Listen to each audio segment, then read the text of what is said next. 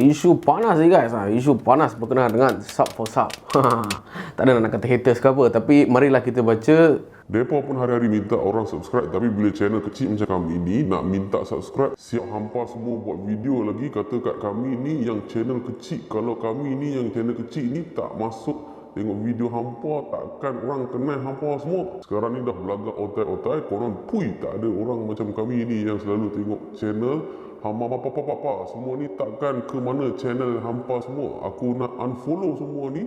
Terasa aku channel kecil macam aku ni, pada kawan-kawan channel kecil macam aku ni, kita semua kena sedar diri. Otai-otai Sarah Hollywood ini dah duduk kutuk kita sebab kita minta subscribe kat channel diorang. Belagak diorang ni tahap ke mana?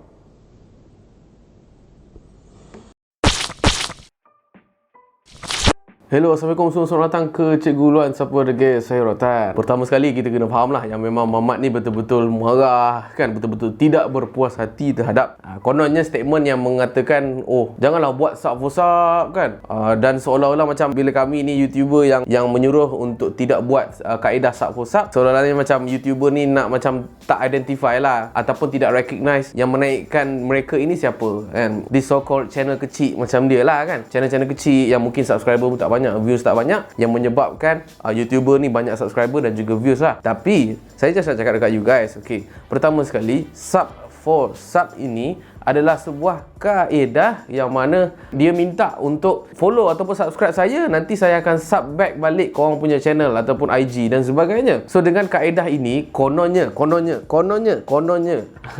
channel korang akan grow. Kalau macam saya dah dapat 1000 subscriber, kalau saya sub balik orang ni, boleh jadi orang ini pun akan dapat 1000 subscriber.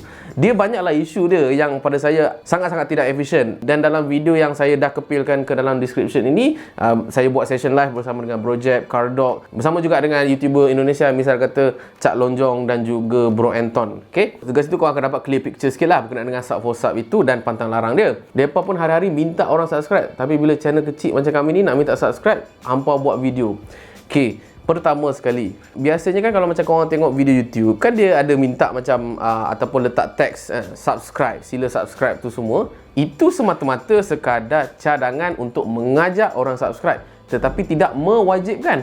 Korang kena faham kat situ. Misal kata kan, so kalau korang suka konten ni, mohonlah korang subscribe saya punya channel ataupun like saya punya channel ataupun like saya punya channel. Boleh faham tak bahasa dia? Bermaksud itu bukanlah bahasa yang orang kata pun korang wajib subscribe channel saya sebab saya punya follower 500,000, 1 juta views. Saya rasa YouTuber tak buat benda-benda macam itu. Ajakan untuk subscribe is different dengan memaksa orang subscribe. Sekarang ni dah belagak otai-otai, konon pui tak ada orang macam kami ni yang selalu tengok channel hampa semua ni, takkan ke mana channel hampa semua. Okey, pertama sekali, terima kasih kerana menonton video-video kami, video-video YouTuber-YouTuber yang sudah naik ni. Terima kasih. Tetapi kami tidak naik berdasarkan this so called sub for sub. Korang kena ingat, misal kata YouTuber favorite you guys lah. Kalau macam saya minat gila misal kata Marques Brownlee ataupun Unbox Therapy ataupun Digital Foundry dan sebagainya. Ini adalah YouTuber international. Mereka tidak menggunakan kaedah sub for sub. Mereka tidak menggunakan kaedah sub for sub.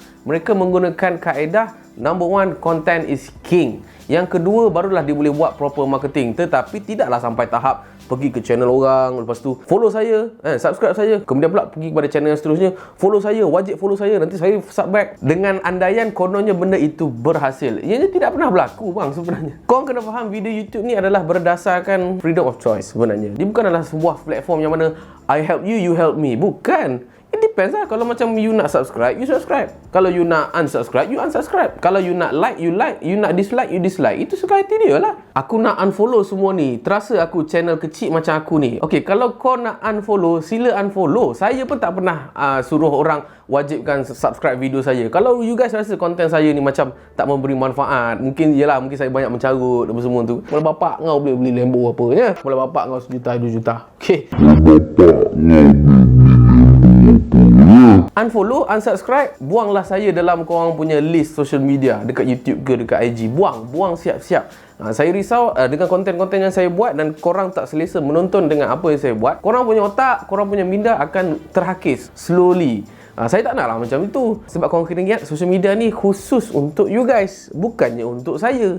Saya ni buat video. Kalau macam saya buat video, kalau orang suka video saya, dia akan terus menonton. Kalau saya buat video yang korang tak suka, akan menjejaskan minda korang. Korang punya emosi, marah, membuat-buat tau. So unfollow saya. Jangan follow saya. Keep it simple. Itu sahaja rule social media yang saya boleh share. Pada kawan-kawan channel kecil macam aku ni, semua kena sedar diri. Otai-otai antara Hollywood ni duk kutuk kita sebab kita minta subscribe kat channel diorang. Belagak diorang ni tahap gaban. Ini prinsip saya lah.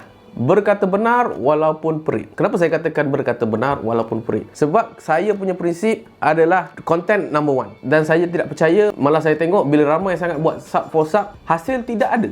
That's the problem. Dan kita kena sebut benda tu kan. Tak kisahlah, mungkin ada some channel mungkin menggalakkan aku sub for sub. Saya pun tak sure. Tapi kalau saya tidak menggalakkan sub for sub. Malah bro daripada Cardok sendiri pun dah cakap YouTube sendiri memang akan demonetize sekiranya dapati korang buat kaedah sub for sub ni. Tapi kalau macam saya nampak orang buat sub for sub di dalam ruangan komen saya tidak akan buat apa-apa. Saya tidak akan delete komen tersebut. Saya tidak akan komen pun komen tersebut. Saya biarkan sahaja. Saya hanya akan layan komen-komen yang berdasarkan soalan kan, yang suruh saya sub balik tu semua, follow back balik tu semua, memang saya 100% memang saya tak akan layan. Oh, Cikgu Luan, kenapa Cikgu Luan tak bagi tahu siapa yang komen ni?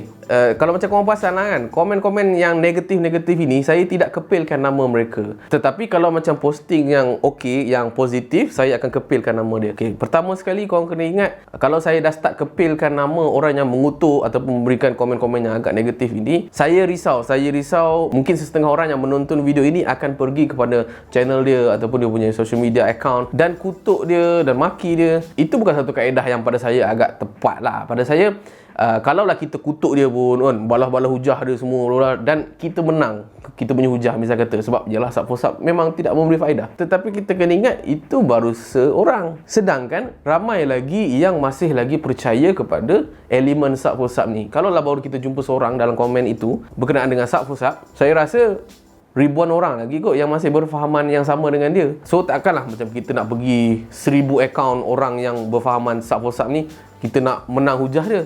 Tak boleh lah pada saya. Satu, membazir masa. Okay.